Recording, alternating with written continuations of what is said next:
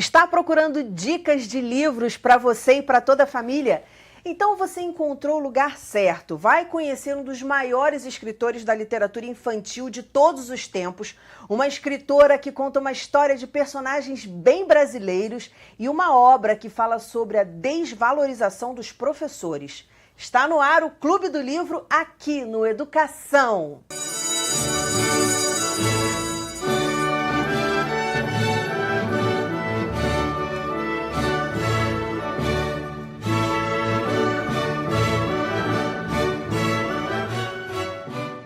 Meus convidados são o ator, arte-educador e contador de histórias Leandro Pedro, a professora de criação literária do SEAT, Ninfa de Freitas Parreiras, e a professora doutora do Centro de Ciências Humanas da Unirio, Maria Aparecida Silva Ribeiro.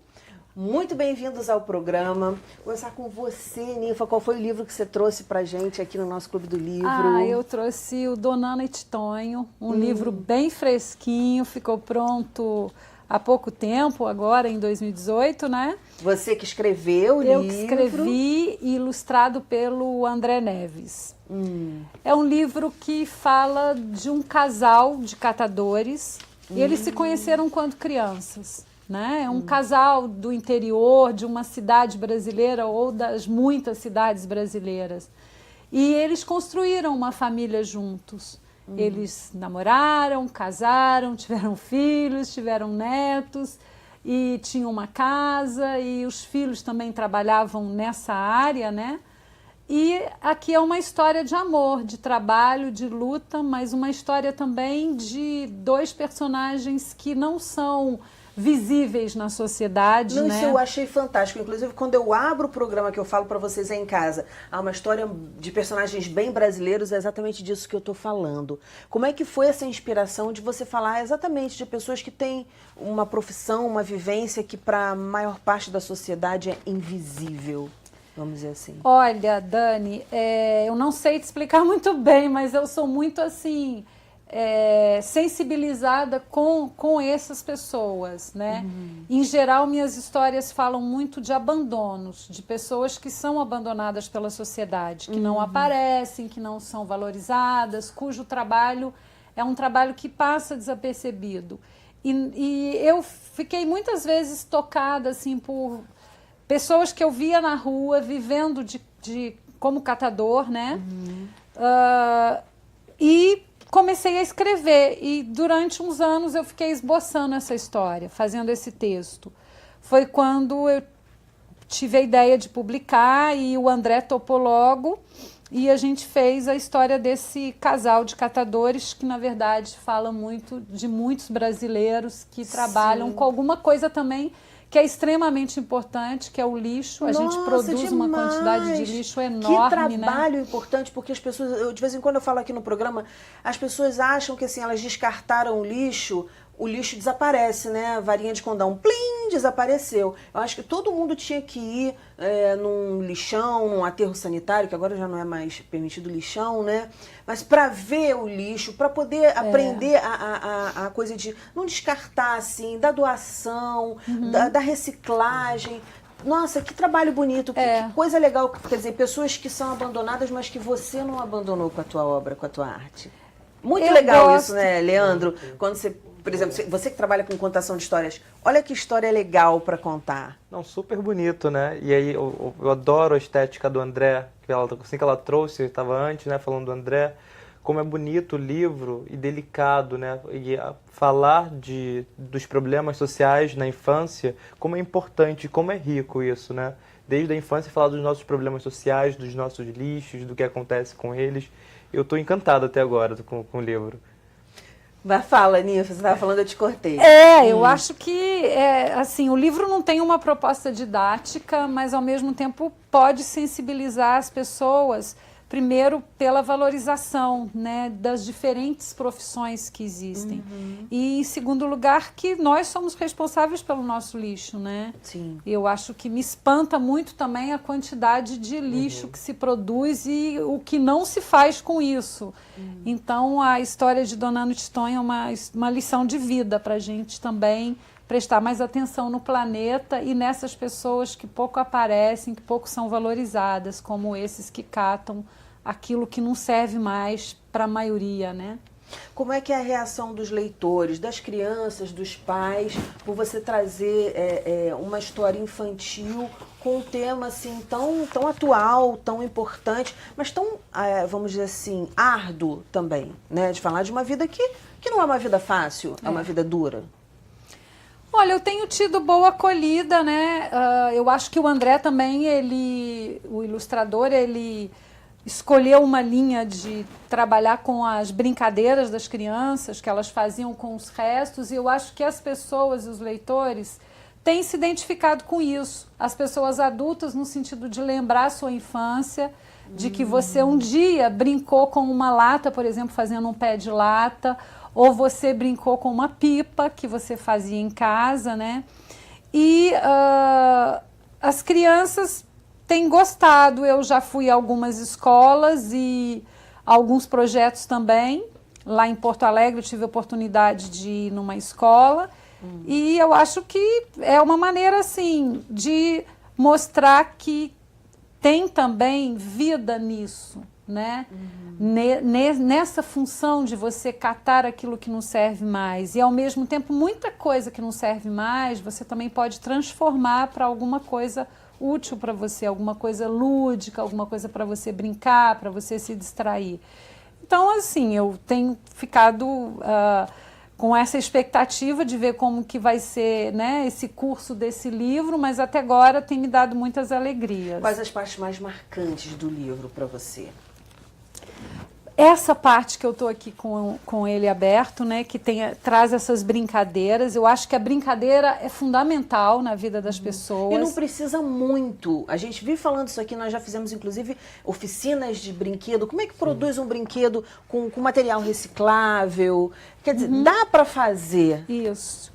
Eu acho que o que me toca mais é essa capacidade de transformação que nós todos temos, de pegar alguma coisa que parece lixo, mas que pode ser um outro objeto lúdico, um objeto de entretenimento, e nós precisamos do brinquedo, da brincadeira. Sim. Não consigo pensar uma infância sem brincadeira, né? A brincadeira nos estrutura, ela nos dá a possibilidade da gente se conectar com a fantasia, com o que não é real, com o que é mais fantástico, e a gente precisa disso para viver, a gente precisa do sonho, né? Com certeza. Seria a nossa vida sem sonho. O homem sem sonho. Então eu acho que essa parte aqui me toca mais, essa possibilidade de transformação, porque eu acho que a vida da gente é feita disso, de você também transformar os sentimentos, você transformar as suas Era isso que eu estava pensando, que quer dizer, é uma história assim, que inspira não só para a transformação de um material, mas para uma transformação que é inerente à vida da gente, né?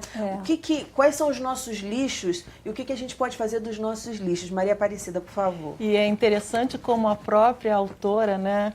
Que bom que ela está aqui presente, eu posso fazer esse elogio assim de viva voz. Ela consegue fazer essa transformação também com o sujeito, né?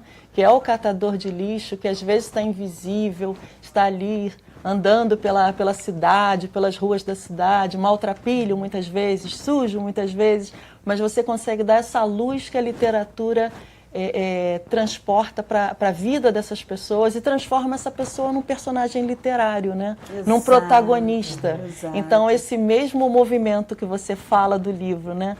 No livro, em relação aos objetos, você também faz com os sujeitos. Interessante. É um prazer a gente conhecer. Você observa isso, Maria Aparecida, assim, nas dissertações, nos trabalhos acadêmicos, uma preocupação em trazer mais o real, em derrubar os muros entre a escola e a sociedade, no trabalho pedagógico? A gente percebe muito isso, né? Principalmente em relação às juventudes, né? Os alunos que chegam com essa vontade de fazer coisas diferentes, né? Na pós-graduação, por exemplo. Então, trazer esses objetos, na verdade, sujeitos de pesquisa, dentre, muitas vezes, segmentos da população que são assim completamente esquecidos. Então, essas pessoas se transformam em sujeitos de pesquisa, a ocupação delas é valorizada por meio da pesquisa acadêmica, o conhecimento, os saberes que eles trazem dessas ocupações, muitas vezes invisíveis, aparece na forma com que eles são, de alguma maneira, representados e trazidos para o espaço acadêmico. E assim vamos nos tornando mais humanos, graças a Deus. Leandro Pedro, qual foi o livro que você trouxe pra gente? Eu trouxe 2 livros. Um é muito difícil para mim ainda a pronúncia do nome dele, que é o Dr. Hans Hofmann. O autor, o Hoffman, né, ele escreveu esse livro que é o João Felpudo, ou Histórias Divertidas com Desenhos Cômicos. E esse é um livro muito antigo, de Mostra lá pra 1844. E o mais legal é que nessa época, né, os escritores e os ilustradores estavam muito preocupados em desenhos muito realistas. E aí ele resolveu que não queria dar esses desenhos, um livro assim tão convencional para o filho dele, ele resolveu fazer uma publicação. E é um livro que é muito divertido, é um livro muito engraçado. E ele acabou, essa publicação não era para ser uma publicação, não era para ser ser vendida, era uma coisa pro filho. Era uma coisa exatamente, especialmente pro aniversário do filho dele, que era um presente especial pro filho dele. E ele acabou se tornando um dos maiores escritores. Sim, e assim, quando infantis. ele foi publicar, umas 5 gráficas não queriam, porque achavam grotesco aqueles desenhos, achavam feios. E aí ele falou assim, não, então já que ninguém quer, eu vou fazer uma autopublicação. Deu para alguns amigos também. Todo mundo gostou muito, e daqui a pouco o livro que era que ninguém queria, todo mundo queria muito, e foi muito bem vendido na época. Foram mais de 3.000 cópias, isso para 1844 era muita coisa. E né? qual é desse João Felpudo? João Felpudo é um rapaz que ele não gosta de tomar banho, ele não gosta de lavar a axila, ele não gosta de cortar as unhas. Então ele é uma criança, na verdade, nada mais do que convencional do que todas as outras crianças. E aí, claro que muito estereotipado, né? E aí o pai escreve sobre essa criança que vai se tornando grotesco, vai se tornando quase que um bicho, tá vendo? Porque ele não gosta de higiene, exatamente. Os cabelos Black Power. É muito legal esse livro. Claro que é um livro muito antigo, tem algumas críticas a ele, né? Por exemplo. Mas tem alguns contos aqui, é de uma época que eu acho que assim, eles poderiam ser melhor, a releitura pode ser uma outra, né? Depois, no outro momento, talvez a gente possa contar. O próprio João Felpudo, como ela falou assim, o João Felpudo tem um Black Power, né? Parece um Black Power. Eu não sei se é interessante ter hoje, por exemplo, na contemporaneidade, um desenho com Black Power, entendeu? Entendi. E associar, exatamente. Sujeira, isso. Falta de banho. Ótimo, obrigado, professor. Exatamente isso. Eu acho que não tem a ver, né, nessa Poderia relação. ser um cabelão escorridão, Pode ser um qualquer grandão. outra coisa. É claro que assim, a gente está falando de uma época, de uma releitura. Porque aí os homens tinham cabelo, né, mais Sim, não, aparado. E assim, em 1800 e pouco, como é que 1844, isso na cidade dele, né? São todos brancos de cabelo liso. Então não existia, poucos deviam ser qualquer outra de alguma cor negra ou próximo disso, né? Sim. Eu acho que o que vale aí são as unhas, né? Sim, essa exatamente. transgressão do personagem Mas o que eu é digo, muito assim, bacana. como a Ele releitura, transgride tudo, claro, né? como releitura a gente pode hoje já modificar algumas coisas. Então, por exemplo, acho que o cabelo dele poderia ser algo que a gente poderia hoje já modificar. Mas enfim, são outras questões. Mas tem essa mensagem da coisa da higiene, né? Não, vamos o nos livro cuidar. é muito legal. Tem muitos outros contos que são maravilhosos. Professoras, vamos falar sobre isso um pouquinho? Eu acho que numa atividade, você não precisa proibir. Você pode mostrar e até despertar um senso crítico. O que a gente está conversando aqui, conversar com os alunos. O que vocês acham? Claro. Esse livro, para mim, é uma marca de uma rebeldia, que eu acho importante, que a gente tem aqui no Brasil, por exemplo, a Emília do Lobato, que é uma personagem rebelde, né? Sim. Contestadora. A gente tem a Pippi Meias Longas, por exemplo, na literatura sueca, né? Da Astrid Lindgren, que é também uma personagem assim transgressora. E esse João Felpudo, esse Struwwel Peter, ele é totalmente transgressor, porque ele está indo contra aquelas leis, aquelas regras. Então eu acho isso super bacana. Toda criança tem um dia que não quer tomar banho, ou pré-adolescente, adolescente. Sim. Não quer cortar as unhas, né? Não quer escovar os dentes. Todo mundo teve esse dia, pelo menos um. Então ele é um personagem hoje muito necessário. Eu gosto muito das outras histórias também que tem nele. São todas transgressoras, são todas assim, crianças rebeldes, tem uma aqui que é a criança que acende um fósforo sem os pais verem, e aí ela pega fogo e morre. E aí termina a história. E tá tudo bem, por que não? A gente não vai falar de morte com crianças, né? Por que não? É uma história, E é né? uma história, né? Porque às vezes tem todo um... Hoje em dia, né, principalmente no momento do cuidado, não tem que ter cuidado, não pode falar isso. E esse livro de 1844, ele fala de coisas grotescas e aterrorizantes, que é muito divertido. O que confundem muito é o seguinte...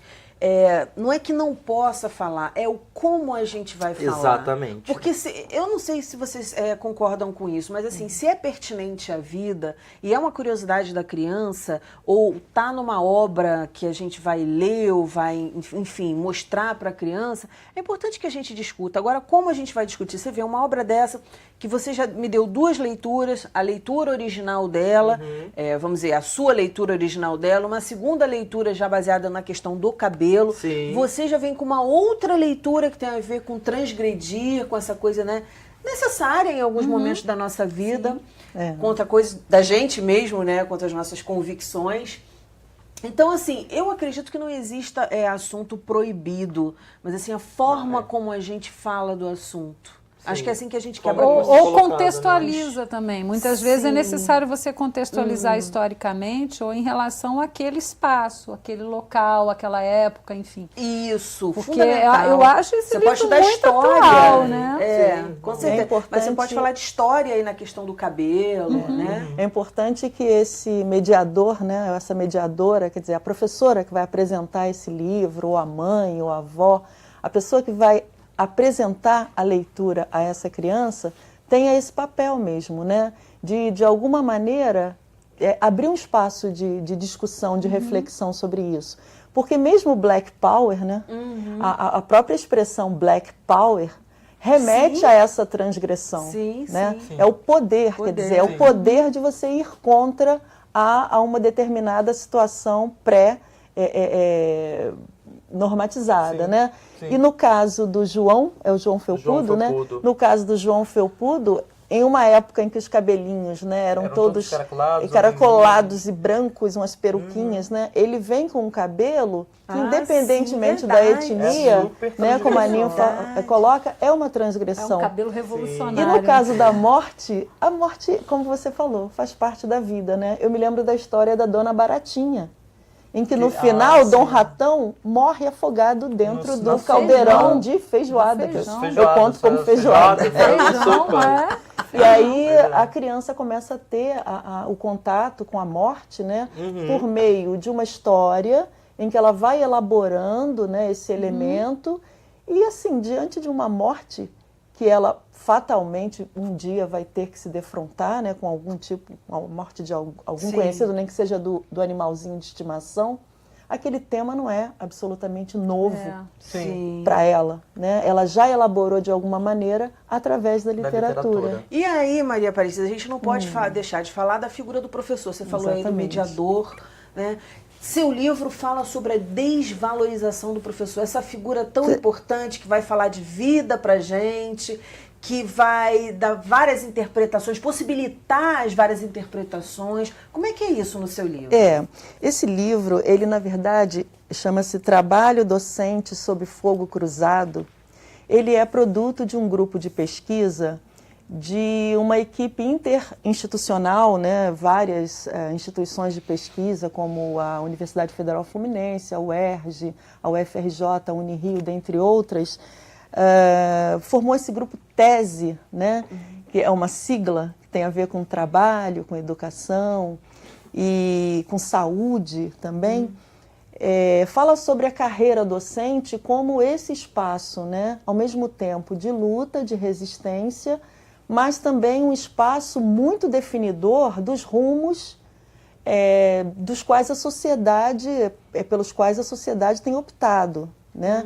Então toda essa intervenção, digamos assim, toda essa transformação pelas quais a educação pública tem passado, cria um impacto direto na trajetória desse professor, né? Tanto o professor em formação, nas licenciaturas, como o professor que está neste momento em sala de aula, né? Aquela professora que precisa suspender as aulas por alguma atividade, alguma ocupação, né, na comunidade em que ela atua, aquela professora que acolhe crianças que são vítimas da violência urbana ou da violência doméstica. Então, até que ponto o professor, a professora, embora não tenha essa formação, né, nas suas licenciaturas, ele e ela precisam se formar em serviço para dar conta dessas demandas. E essas demandas eu falei de coisas extremas, né? Mas mesmo desses temas que foram trazidos aqui, né, pelos autores, essa formação do professor também precisa dar conta desses temas emergentes, né? Dessas discussões, né? Polêmicos, e lidar com isso para se tornar esse mediador, né, esse facilitador da construção do conhecimento em sala de aula.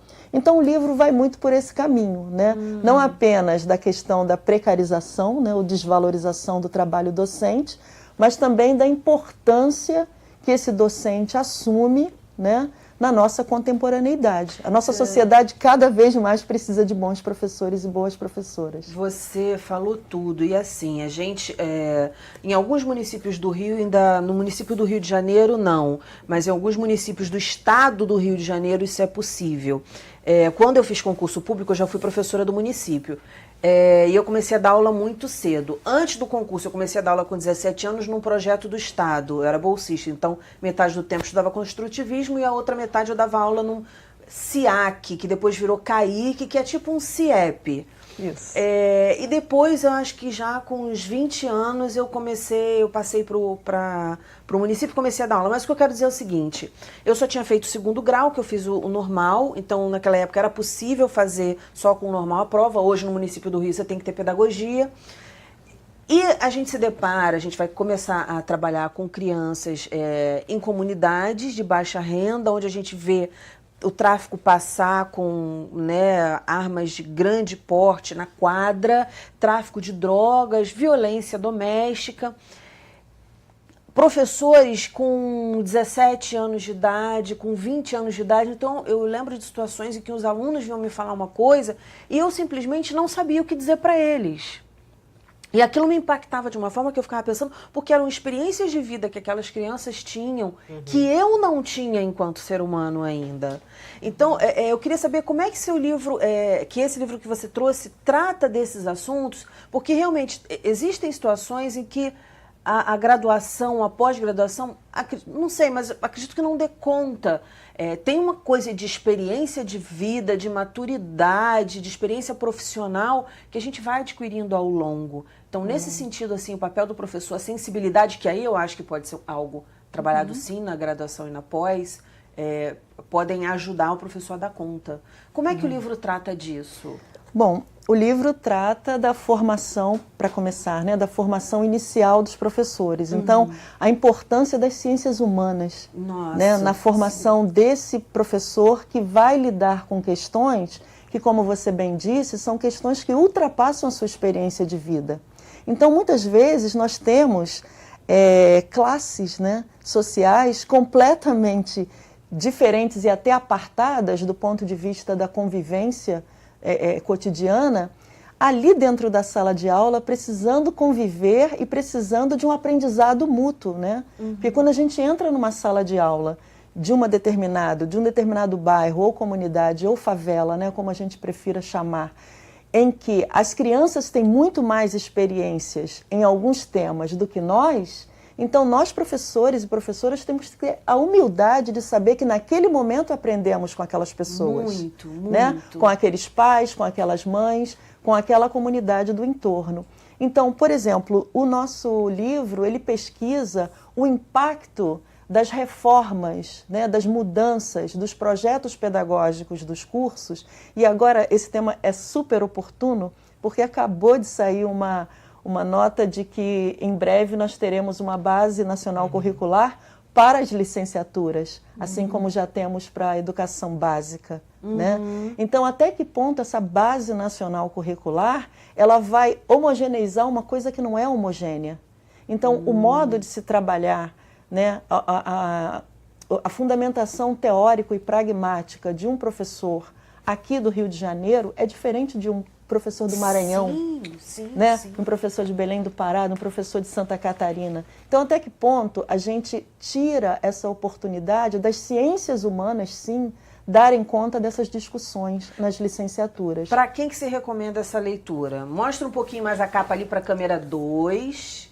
Eu recomendo essa leitura para todas as pessoas que estão pensando a educação brasileira. Desde os gestores da educação pública até os professores, né, os professores das licenciaturas e os professores da educação básica. É uma pesquisa, é um livro para a gente, mais do que ler, estudar, porque ele abre para pesquisas que você pode vir a fazer a partir das indicações bibliográficas, né? É um livro que faz uma coletânea também de políticas públicas, mas que remete desde o século XVI, por exemplo, né? Que preciosidade. Exatamente. As pessoas estão pesquisando, esses grupos que têm pesquisado, esses coletivos, eles estão trabalhando quase que numa resistência, porque a cada política pública que aparece e que de alguma maneira intervém no trabalho de sala de aula, de escola, os grupos estão se organizando para dar conta de material, para debate, para discussão, e é uma oportunidade ótima estar aqui falando com pessoas que estão produzindo para as crianças. A gente também está produzindo para essas crianças por meio da formação desses professores. Com certeza. Né? É uma ponta e a outra, Exatamente. Né? Muito legal. Gente, muitíssimo obrigada pela participação de vocês. Parabéns pelo livro. Parabéns pelo trabalho maravilhoso. Estava sumido aqui do programa, voltou. Obrigado. Parabéns e muito bem-vinda. Volte sempre. Vamos falar mais de educação de uma ponta a outra, porque educação é para o resto da vida. O nosso programa fica por aqui, mas na segunda-feira que vem tem muito mais, às 9 horas da noite. Educação, se você não se envolver, não rola. Dias felizes, paz do eu e até lá.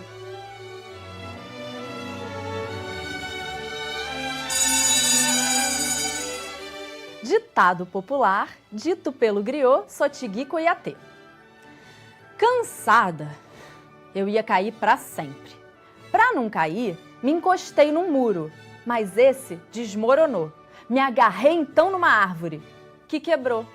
Nesse mesmo instante, um homem forte apareceu e me deu a mão, mas caiu junto comigo. Quando achei que ia cair para sempre e nunca mais me levantar, a esperança apareceu e me segurou. Podemos perder tudo na vida,